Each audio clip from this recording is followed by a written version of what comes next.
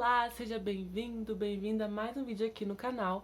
E nesse vídeo eu vou continuar a série, sobre como gabaritar cada área do Enem e vou falar de linguagens. Como estudar pro Enem 2023 se você quer gabaritar linguagens, quer ir muito bem em linguagens, sua meta é acertar mais de 40 em linguagens.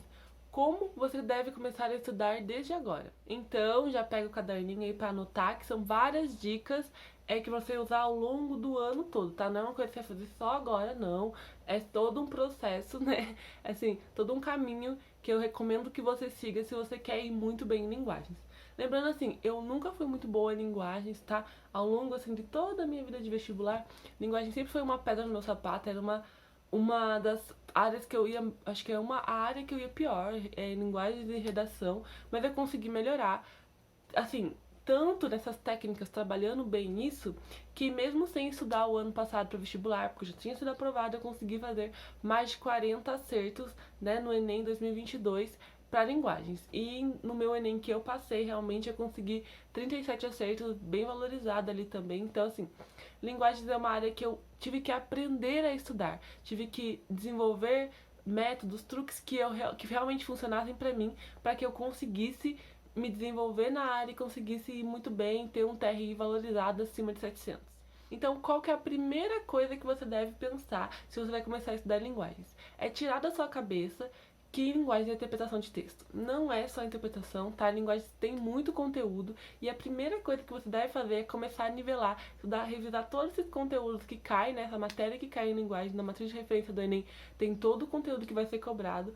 No meu cronograma, Enem 2022, também tem todo o conteúdo que você deve estudar pensando assim em linguagens. Então lembrar, linguagem não é só a interpretação de texto, não é só você ler e tirar ali do texto a resposta, e também não é só literatura, não é só escritores, poetas que vão cair na prova. A prova inclui interpretação de texto, literatura e inclui gramática, a parte de português bem bastante pesada. É mesmo que você não tenha essa noção, às vezes você nunca nem estudou português, então nem nota nas questões que tem muito isso. Então o que eu recomendo é analisa a matriz de referência do Enem, olha o meu cronograma se você quer pular essa parte da matriz de referência e revisa todos os conteúdos, buscando ali uma meta de 70% de acertos, 70, 80% de acertos. O que é 70, 80% de acertos? Quer dizer assim, todo o conteúdo que você estudar, você fizer questões, você busca ali acertar em torno de 70 a 80% dessas questões que você fizer. Aí sim você passa para o próximo conteúdo. Por que 70 a 80%? Porque quando você faz isso, você consegue estabelecer uma boa base ali e você fica em torno de 35 acertos. Então, tudo que vem depois disso, para acertar mais de 40, para acertar as 45, são detalhes que você vai trabalhar ao longo do ano. Mas no primeiro momento, você precisa estar ali acertando em torno de 35 acertos, ou seja, nivelando toda a sua base na parte de linguagem, na parte de língua portuguesa, na parte de literatura, com os 70%. Então, não negligencie nada. Eu não detesto gramática. Vai estudar gramática, porque você precisa saber se cair. Porque se cair numa questão, a palavra, por exemplo, os verbos estão conjugados no presente do indicativo. Você sabe o que isso significa? Se você não sabe o que isso significa, tipo, não precisa ser ninja em gramática, mas entender o que isso significa, ou pelo menos ter alguma noção, já ouviu falar, você consegue eliminar ou aceitar essa alternativa como verdadeira. Porque às vezes você fica ali em dúvida entre duas e uma é exatamente o que você não conhece. Você não sabe o que é uma interjeição, você não sabe o que é um advérbio, e isso afeta demais, porque são palavras que vão vir na prova. Afinal, estão previstos na matriz de referência do Enem. Então, assim, não negligencie nada, não porque você não gosta de gramática, não porque eu também não gosto de gramática, não é você não gosta de literatura.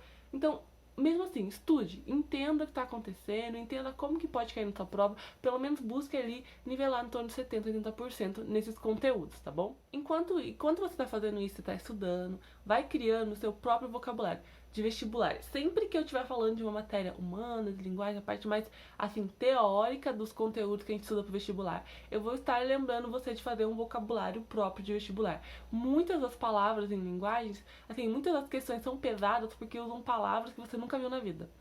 Assim, sempre aparece uma questão que você fica em dúvida porque você não sabe o que uma palavra da alternativa significa.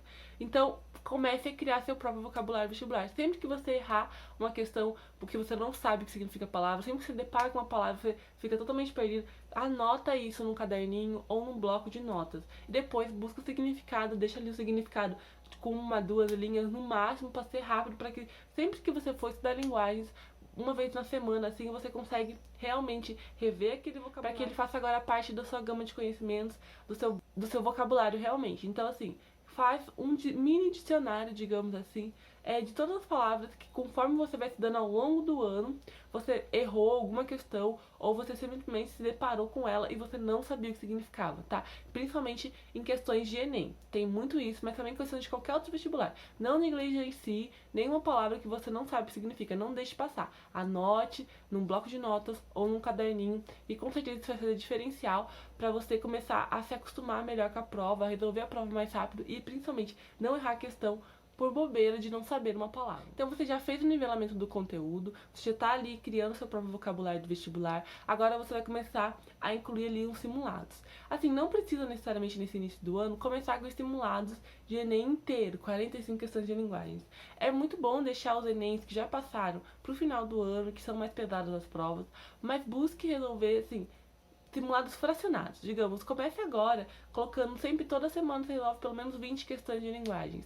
E vai estudando ali, entendendo como que você está avançando, se você está conseguindo acertar 70, 80% dessas questões, mapeando quais questões você está errando, tá? Conforme você avança e faz mais simulados, esse mapeamento de erros, ele tem que ser muito constante. Como linguagem, tem muitas coisas que variam e cobra diversas competências por questões. E as questões vêm traduzindo mesmo nas competências, por exemplo, a competência que cobra interpretação de poema, né? Você entender os poemas, competências que cobram você conseguir diferenciar dois textos, assim. Tem aquelas questões clássicas, sabe? Que tem dois textos, você tem que tirar alguma alternativa ali, alguma resposta com base nesses dois textos, e às vezes essas questões são muito confusas, tá? As principais poemas desses de dois textos são o que eu mais vejo as pessoas errarem, tá? Eu errava bastante também. Então você nota, eu tô sempre errando esse tipo de questão. Então eu tenho que focar mais nisso, eu preciso entender melhor, melhorar minha interpretação, por exemplo, de poemas. Então, começar a fazer leitura de poemas, ou mesmo, eu não gosto de poemas. Uma vez por semana, escolhe algum dos poemas que mais caem, por exemplo, Carlos Drummond de Andrade, Gregório de Matos, sabe? Tem autores que caem muito no Enem, aparecem muito. Então, escolhe algum poema deles, ou mesmo, busca assim no YouTube ou no Google interpretações desses poemas, sabe? Pessoas interpretando, falando o que significa, professores falando o que significa, o que a pessoa quis dizer com aquele poema. Quando você faz isso, você consegue entender melhor, se aprofundar nesse conteúdo, entender como que eu tenho que analisar um poema, sabe? Então, assim, essas análises de poemas fazem muita diferença se você tem dificuldade em poema. Então, eu tô aqui citando um erro específico, né? Que é, por exemplo, se você tem dificuldade em interpretação do poema, você vai lá e vai tentar sempre aumentar, assim, incluir na sua rotina, tá, essas interpretações, essas análises de poema. Eu tenho dificuldade com literatura. Então eu vou começar a incluir leitura de livros de literatura. Não precisa ser todos os livros, não precisa ler inteiros também. Mas sabe, a gente sabe que Enem adora um Machado de Assis. Então por que não passar pela coleção de Machado de Assis, seja vendo filme, seja vendo análise do livro, entendendo, fazendo umas questões extras, sabe? Busca investir um pouco no seu conhecimento de coisas específicas.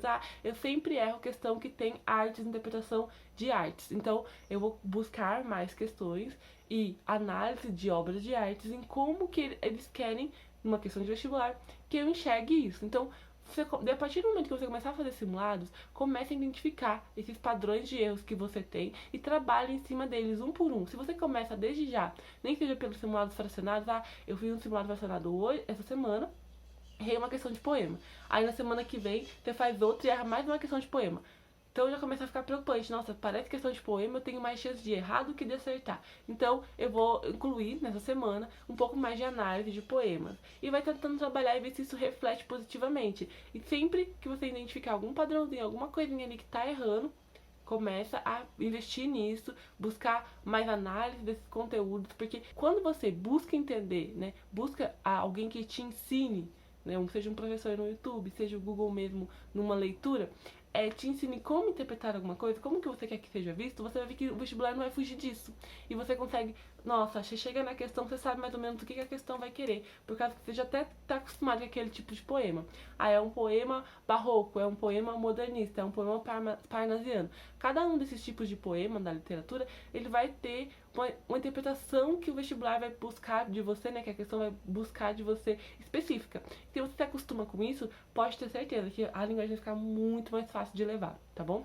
Além disso, se você incluir leitura na sua semana, você melhora a sua interpretação de texto, né? Porque você está acostumado a ler, você consegue ler mais rápido, você consegue realmente ler mais questões sem se cansar, então você acaba errando menos por bobeira. Então, leitura só tem a somar, tá? Então, inclua leituras, mas já busque, já que você tem dificuldade de poema, busca leitura de poema. Já que tem dificuldade de literatura, busca leitura de literatura. Ou mesmo, se você não tem dificuldade em nenhuma dessas, pode ser leitura de qualquer coisa, livros de fantasia também, tá? Qualquer coisa, mas busque incluir, sabe, essa leitura pra você se acostumar mesmo com a prova, porque a prova tem vindo cada vez mais densa. Se você fez tudo isso ao longo do ano, com certeza o seu nível em linguagem já melhorou bastante, tá?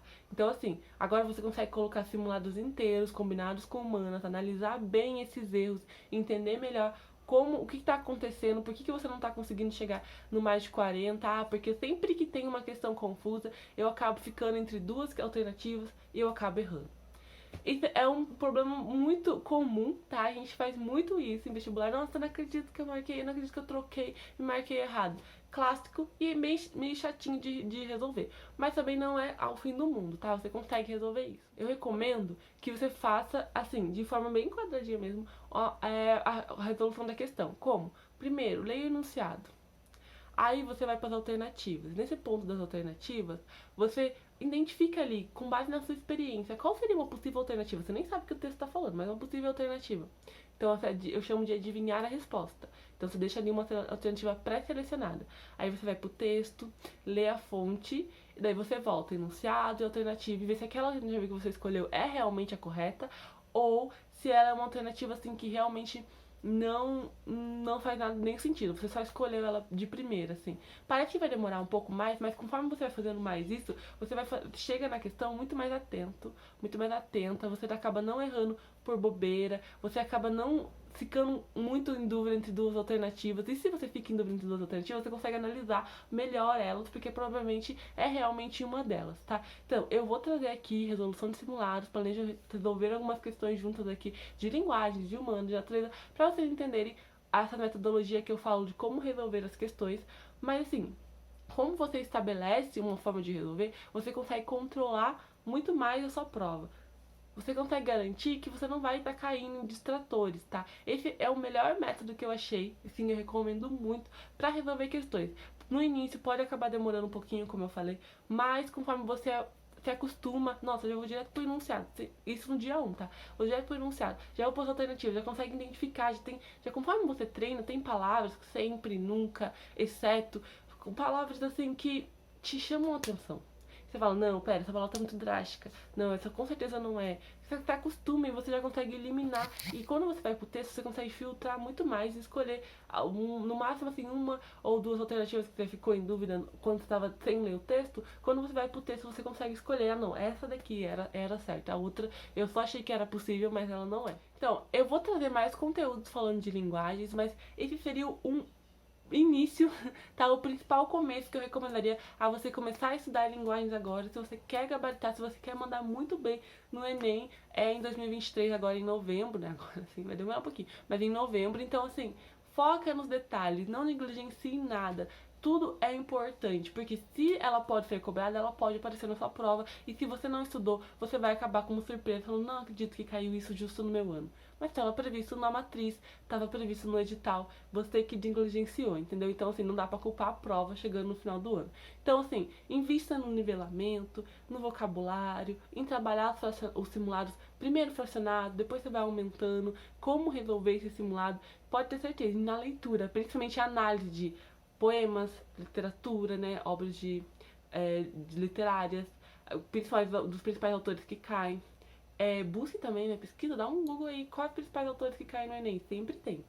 Obras de arte, são questões assim, propagandas, são questões que caem todo o Enem, todo ano tem uma questão dessa em linguagens, e você sabe que ela vai aparecer, por que não ficar muito boa e acabar, e garantir que você vai acertar essa questão e não errar, tá? Então, assim, eu acho que vale muito a pena investir nos detalhes quando a gente fala em linguagens. Tá bom? Então era isso, espero que você tenha gostado desse vídeo. Se você gostou, já sabe, deixa seu like, se inscreve no canal e me segue lá no Instagram, @claudianey. Também deixa nos comentários qualquer coisa que você queira ver aqui no canal, sugestões. Eu adoro sugestões para saber o que vocês estão sentindo falta, o que eu posso estar trazendo aqui para estar ajudando cada vez mais.